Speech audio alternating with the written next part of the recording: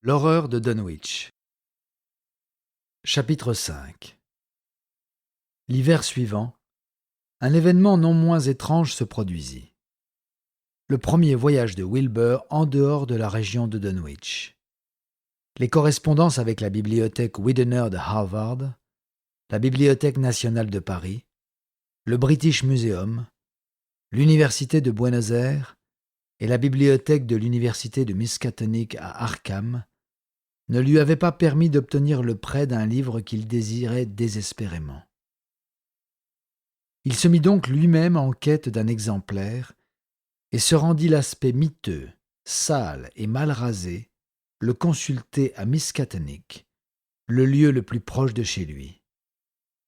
Haut de près de 2 mètres, et portant une valise neuve bon marché de la boutique d'Osborne, cette gargouille sombre et barbue se présenta un jour à Arkham, à la recherche du redoutable volume conservé sous clé à la bibliothèque du collège. Le terrible Necronomicon de l'arabe dément Abdul al-Azred, dans sa version latine signée Olaus Wormius et imprimée en Espagne au XVIIe siècle. C'était la première fois que Wilbur voyait la ville.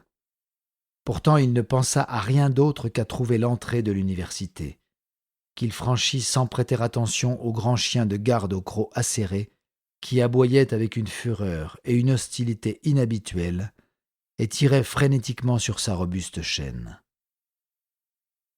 Wilbur avait avec lui la copie inestimable, bien qu'imparfaite, de la version anglaise du docteur Dee que son grand-père lui avait léguée, et dès qu'il eut accès à la copie latine, il confronta immédiatement les 2 textes, dans le but de découvrir un passage qui serait venu sur la 751e page de son volume incomplet. Il ne put s'empêcher d'en parler au bibliothécaire, l'érudit Henry Armitage, diplômé d'une maîtrise de lettres à Miskatonic et de doctorat à Princeton et à Johns Hopkins, qui avait fait appel à lui par le passé et qui aujourd'hui l'interrogeait avec civilité. Wilbur l'admit, il cherchait une sorte de formule ou d'incantation contenant le nom effrayant de Yog-Sothoth, et cela l'intriguait de trouver des différences, des doublons ou des ambiguïtés qui rendaient la chose très difficile. Alors qu'il recopiait la formule qu'il avait finalement choisie, le regard du docteur Armitage se posa involontairement sur les pages ouvertes. Celle de gauche, la version latine, contenait des menaces d'une monstruosité sans nom pour la paix et l'équilibre du monde. Ne pensez pas, c'est ce qu'Armitage a traduit de mémoire, que l'homme est le plus ancien ou le dernier des maîtres sur la terre, ni que l'essentiel de la vie et de la substance commune marche seul. Les anciens étaient, les anciens sont, les anciens seront. Non pas dans les espaces que nous connaissons, mais dans leurs interstices. Ils marchent, sereins et primitifs, sans dimension et invisibles à nos yeux. Yog-Sothoth connaît la porte. Yog-Sothoth est la porte. Yog-Sothoth est la clé et le gardien de la porte. Passé, présent, futur, tous ne font qu'un dans Yog-Sothoth. Il sait où les anciens ont percé par le passé et où ils perceront à nouveau. Il sait où leurs pieds ont foulé les champs de la terre, où ils les foulent encore et pourquoi personne ne peut les voir. Par leur odeur, les hommes peuvent parfois les connaître de près, mais de leur apparence, aucun homme ne peut les connaître, si ce n'est par les traits de ceux qu'ils ont engendrés sur l'humanité. Et parmi ceux-ci, il en existe de nombreux types qui diffèrent par leur ressemblance entre le véritable fantôme de l'homme et cette forme sans vue ni substance qui est la leur. Ils marchent invisibles et sans foi dans des endroits isolés où les mots sont prononcés et les rites hurlés à leur saison. Le vent s'agite avec leur voix, et la terre murmure avec leur conscience. Ils plient la forêt et écrasent la ville, mais ni la forêt ni la ville ne peuvent voir la main qui les frappe. Kadath, dans les déserts glacés, les a connus. Et quel homme connaît Kadath?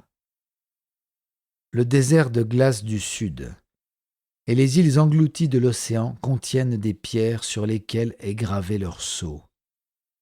Mais qui a vu la cité glacée ou la tour scellée, garnie depuis toujours d'algues et de coquillages? Le grand Cthulhu est leur cousin, mais il ne peut que faiblement les épier. Lai, Shub-Nigurat, vous les reconnaîtrez comme une faute.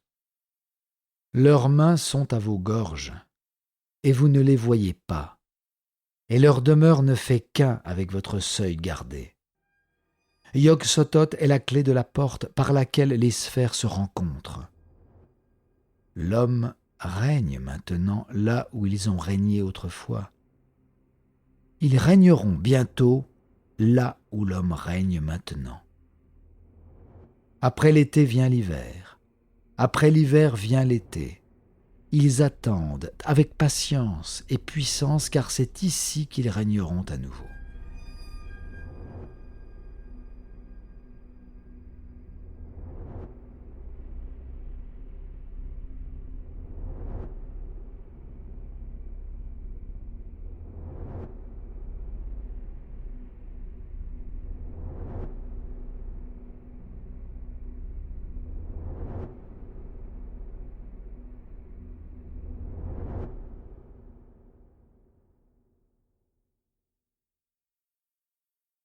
Le docteur Armitage, associant ce qu'il venait de lire à ce qu'il avait entendu sur Dunwich et ses présences enfouies, et sur Wilbur Whateley et son aura sombre et hideuse, de sa naissance douteuse à un matricide éventuel, ressentit une vague de peur aussi tangible qu'un courant d'air s'échappe de la froideur d'une tombe.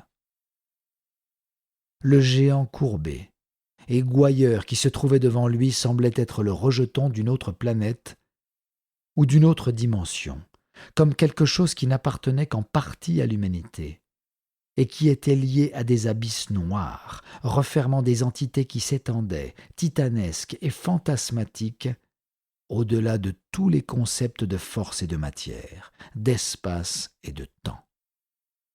À présent, Wilbur avait levé la tête et s'était mis à parler d'une voix étrange, d'un son qu'aucun organe humain n'aurait pu produire. « Monsieur Armitage, » dit-il, « il est bien tard et je dois emprunter ce livre. Il y a des choses dedans que je dois essayer dans des conditions propres et que je ne peux pas obtenir ici. Et ce serait un péché mortel de laisser une règle administrative me retarder. Laissez-moi l'emporter, monsieur. Et je vous jure qu'ils ne feront pas la différence. Inutile de vous dire que j'en prendrai soin. C'est pas moi qui ai mis la copie de Dee dans cet état. »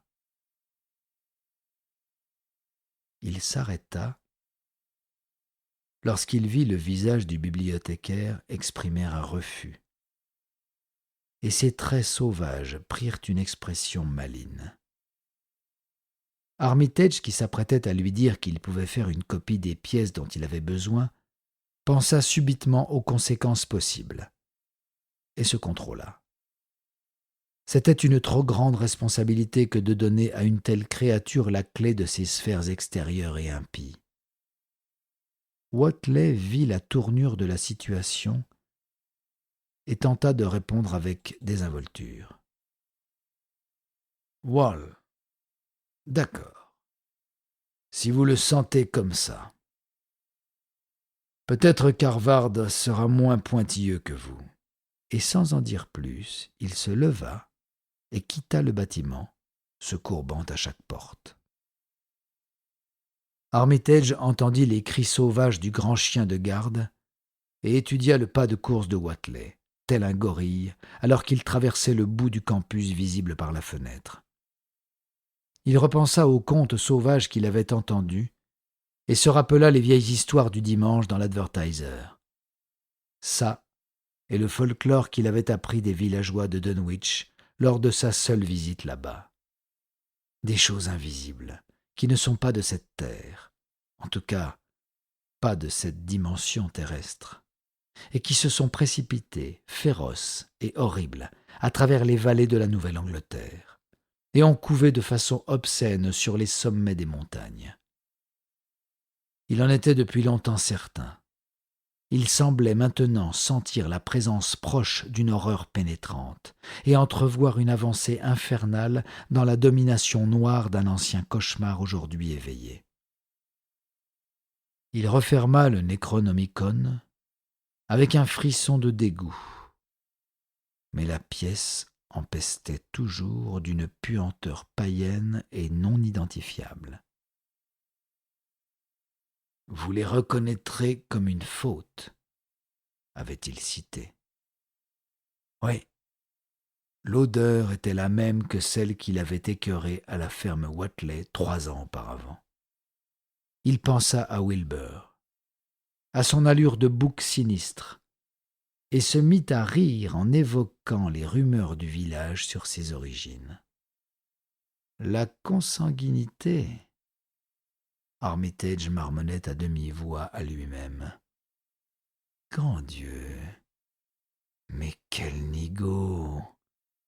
Montrez-leur le grand Dieu Pan d'Arthur Machen, et ils penseront qu'il s'agit d'un scandale commun à Dunwich. Mais quelle chose!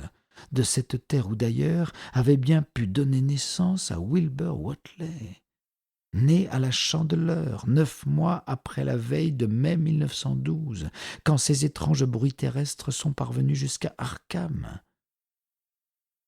Mais qu'est-ce qui a marché sur les montagnes cette nuit de mai? Quelle horreur de l'enfer s'est fixée sur le monde dans cette chair et ce sang à moitié humain?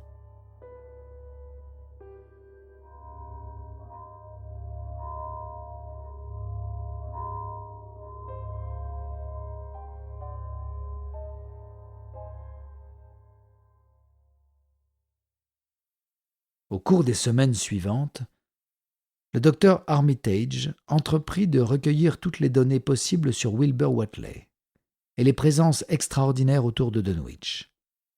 Il entra en contact avec le docteur Houghton d'Aylesbury, qui avait soigné le vieux Whatley lors de sa dernière maladie, et trouva matière à réflexion dans les derniers mots du grand-père cités par le médecin. Une visite à Dunwich Village ne lui apprit rien de plus, mais une étude approfondie du Necronomicon et des passages que Wilbur avait si avidement fouillés semblaient fournir de nouveaux et terribles indices sur la nature, les méthodes et les buts de l'étrange mal qui menaçait si sournoisement cette planète. Des entretiens avec plusieurs étudiants des traditions antiques de Boston et des lettres adressées à de nombreuses autres personnes ici et ailleurs le firent passer d'un étonnement croissant à divers degrés d'alarme, puis à un état de peur spirituelle aiguë. À l'approche de l'été, il eut le pressentiment qu'il fallait faire quelque chose contre les terreurs enfouies dans la haute vallée de Miskatonic et contre le monstrueux Wilbur Whatley.